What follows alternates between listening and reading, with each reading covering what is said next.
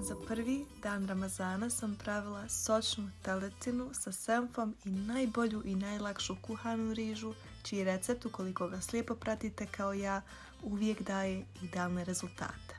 Ovim putem želim ogromne sreće da vam zaželim dobrodošlicu u ramazanski serijal i ove godine.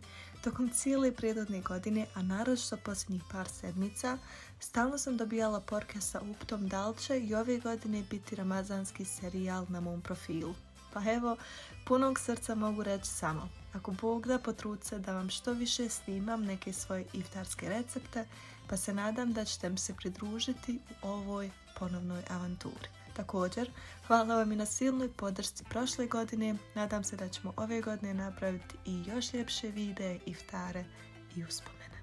Nama, hvala dragom Bogu, prvi dan Ramazana je prošao prelijepo, srce mi je bilo mirno, duša ispunjena i puna emocija koje u jednom trenutku nisam ni mogla, a ni htjela sakriti. Tako da se nadam da je i vaš prvi dan prošao baš tako, a i da će nam cijeli ovaj mjesec biti takav.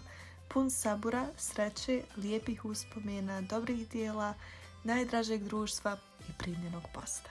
Ja sada idem da smažem još nešto slatko i da ako Bog da čekam sehur, tako da ću ovdje lagano da završim ovaj video, a vama od srca da zaželim sretan i hajirli post sutra.